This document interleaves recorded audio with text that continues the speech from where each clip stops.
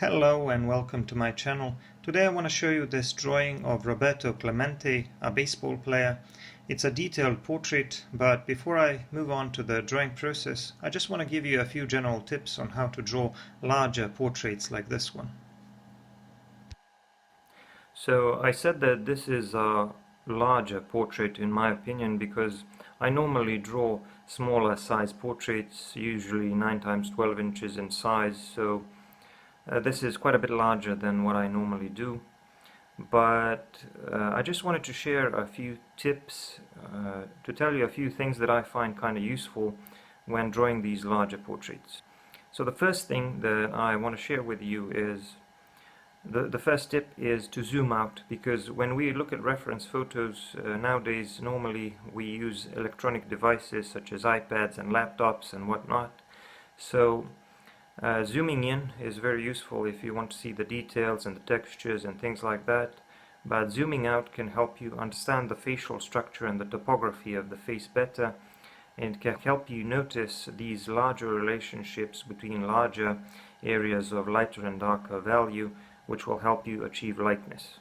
Because when you think about it, when you look at a person at a distance and you immediately recognize them, you recognize them not because of the details, but because of these larger proportions and larger areas of lighter and darker value. So the second tip is to step away from your own drawing, to step away a few meters and look at it from a distance, because that way it'll help you assess whether you got the proportions right and whether you got these areas of larger areas of lighter and darker value in place, and whether these areas are as dark or as light as they're supposed to be.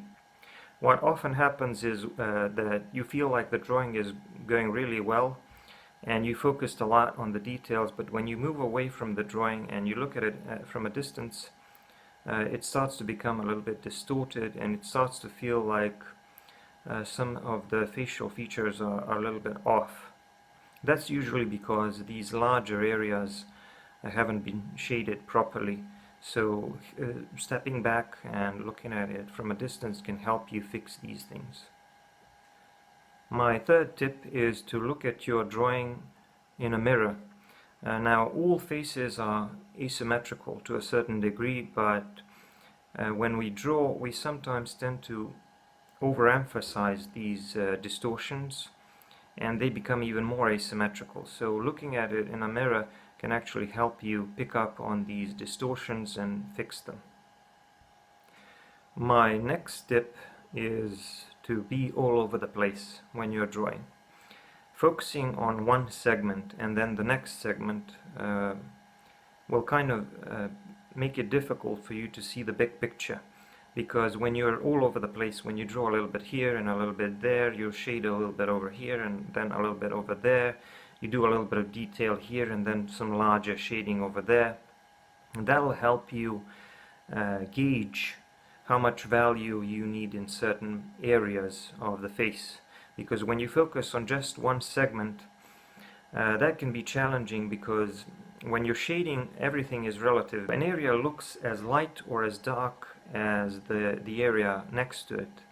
So when you're shading all over the place, when you're shading the entire portrait all at once, that'll kind of help you gauge the amount of value you need in different parts of the face. You can always go back and forth and do a little bit of detail and then a little bit of larger shading, but it's important to be all over the place, in my opinion. And the final tip that I have for you, the fifth tip, is just ask somebody what their opinion is. Ask them what they think about the drawing. It doesn't have to be someone who knows how to draw. It can be just any random person, because sometimes a fresh pair of eyes can help you notice some shortcomings in your drawing, and they can help you fix them.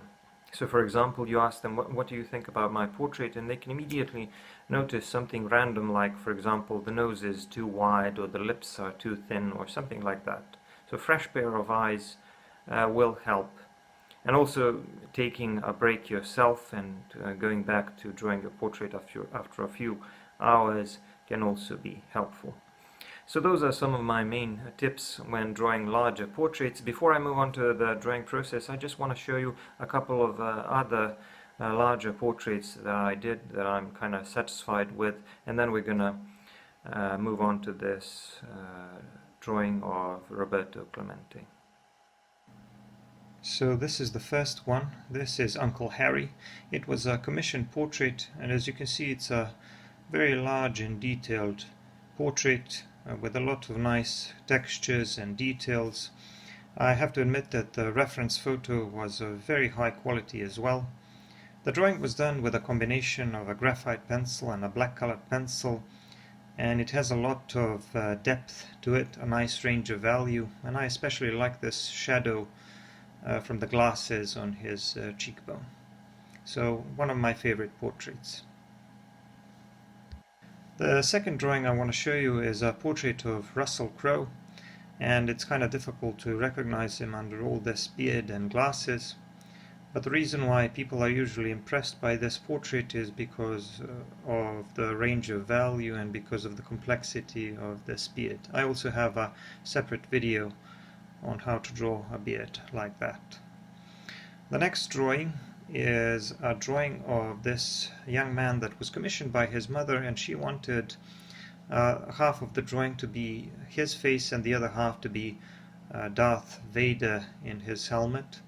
This was a combination of charcoal and graphite pencil, and I think it turned out really nice. I like to transition between Darth Vader and him. The next portrait is a large colored pencil portrait of Michael Jordan, where he is showing off his rings. So I'm pretty happy with the way it came out, considering the fact that I don't use colored pencils quite as often. And this is a portrait of Johnny Depp. In terms of size, this is not such a large portrait, but because his face is covering much of the paper, I put it here among the larger portraits. And finally, this is a drawing of Jerome Bettis, and even though the helmet is covering much of his face, I think it's a very detailed drawing with a lot of detail, not only on his face and mouth and teeth and the skin, but also on the helmet. Now let's move on to the drawing process. Alright, let's start. The reference photo that was given to me is in the top right. It was of good quality, a little bit darker, an old photo but of very good quality, and it allowed me to produce some nice detail and textures. I started out with a graphite pencil and then moved on with vine charcoal to cover most of this cap. But I wasn't only going to use the vine charcoal. I used it to establish the initial basic tone, and then I blended it a little bit with tortillons and brushes, and then I went over it with a black colored pencil. I used a sharp black colored pencil over that vine charcoal to create more texture, to make it look more like a cap, and to create some rough areas and folds in it, and maybe some seams and holes and things like that. So I wanted it to look like cloth, and sometimes a black colored pencil can be helpful to add in these details to your drawing. That's why I like to combine different types of media. I rarely do with charcoal alone. And if you like my content, don't forget to subscribe. I have lots of videos. So I pulled some highlights on the rim of the head using a pencil eraser, and now I'm shading the area under the rim, and it needs to be very dark. This is one of the darkest areas on my drawing, so I put down a lot of charcoal there, and I used a charcoal pencil for this. The pencil that I use is a woodless charcoal pencil, easily sharpened, easy to create a tip, and I normally use either a medium one or a soft one. So now I'm working on the area around the eye sockets and the eyes.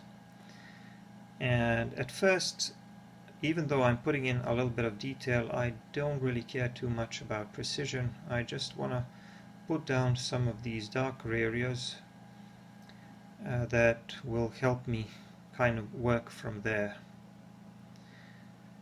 One of the things that I talked about in my intro is that I like to go back and forth between the details and the larger relationships, and I like to skip from one part of the face to another. This kind of helps me gauge how much value I need in certain parts of my portrait. So now I'm working a little bit on the ears, and because I want the outer edge of the ear to be lighter and a little bit less defined, I'm using a Tortillion and a graphite pencil and blending that a little bit with brushes.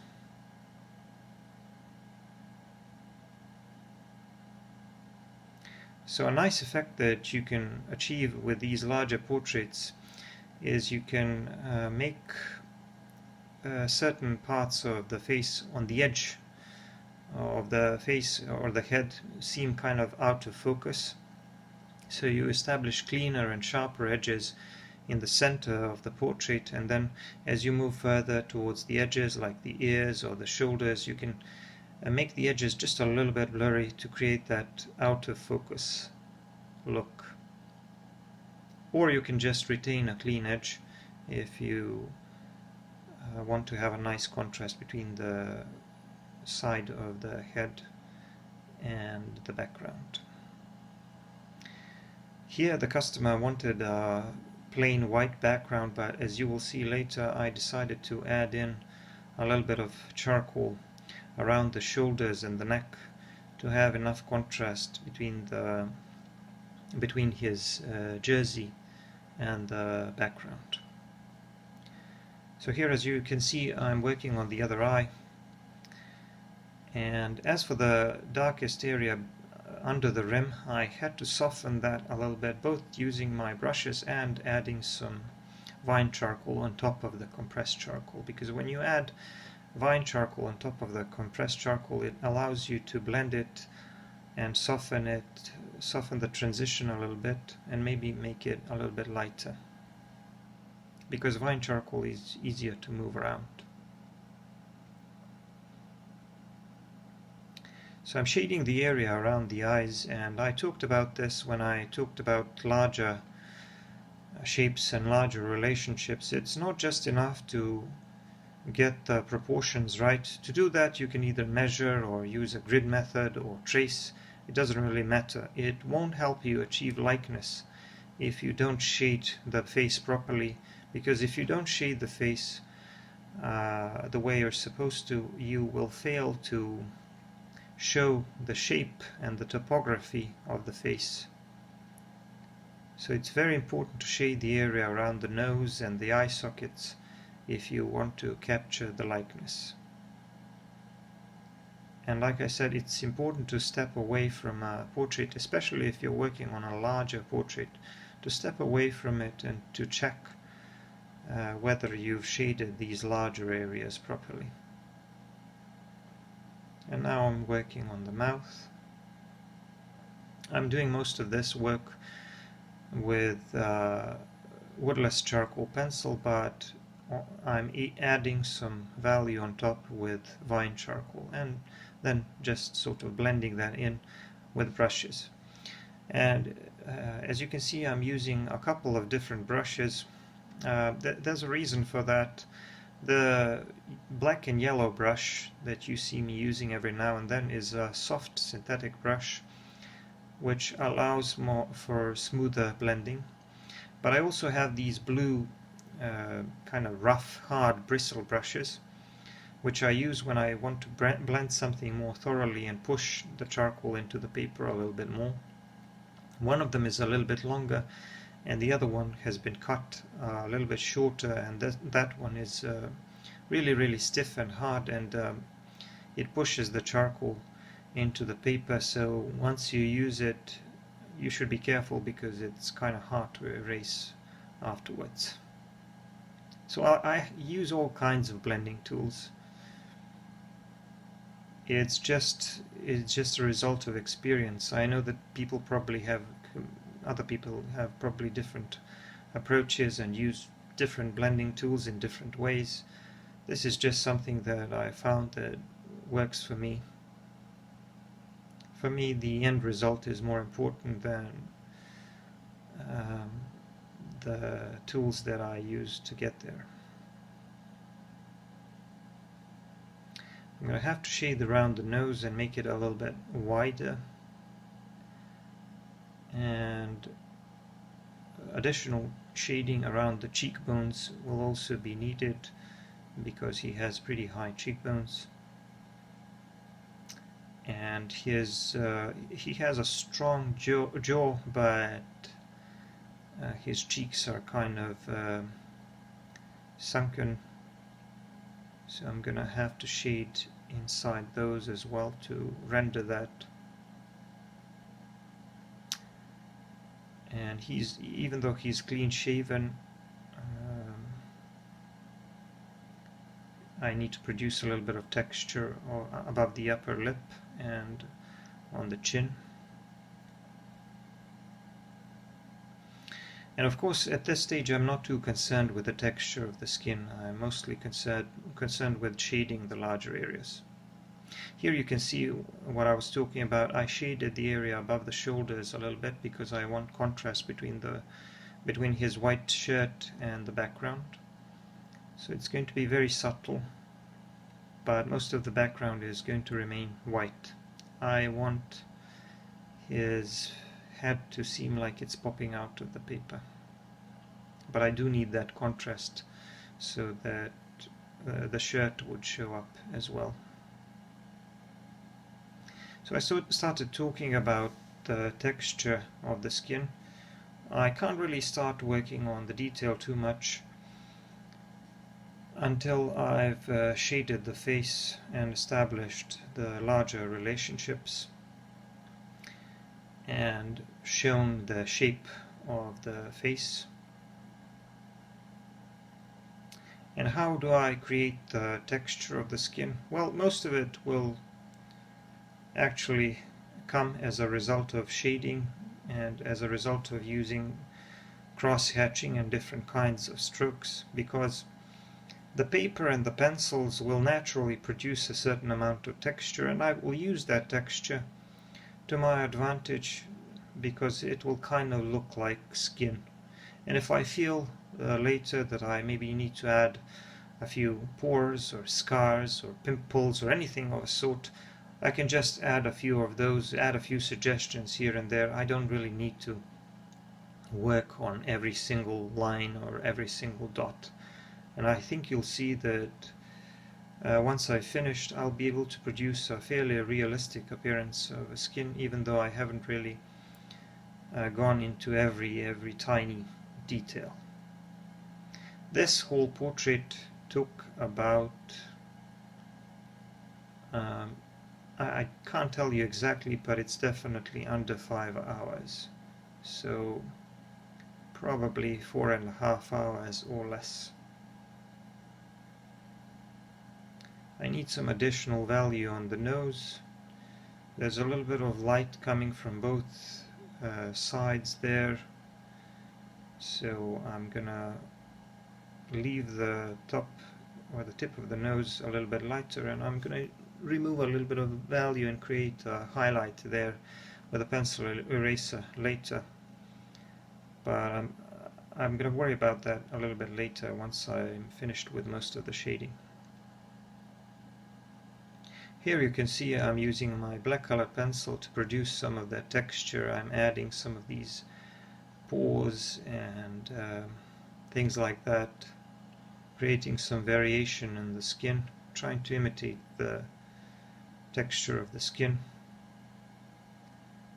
But this process didn't really take that long. I'm not going to worry about every single dot. I'm just trying to create a few suggestions here and there. So you can create a detailed and realistic looking portrait without actually worrying about every single line and trying to work like a photocopier machine. Do not try to be like a photocopier machine unless your goal is to draw photorealistic drawings. That is not really my goal. I just draw realistic drawings, but most of them don't actually take that long to finish. So I use my pencil eraser to pull a few highlights on the lips and on the nose. And now I'm just shading a little bit more, adding a tiny bit of value here and there on some of the areas where I feel, which I felt should be a little bit darker, and adding just a little bit more shading to the sides of the face and the cheekbones. At this point I'm pretty happy with the way the face looks, and I just have to add in a few details here and there, and the drawing is pretty much done. I'm going to sign in here, and the drawing is finished. So I hope you like this portrait of Roberto Clemente. Even if you're not a baseball fan, do not forget to check out my other videos. I have plenty of other stuff. Thank you for watching, and bye for now.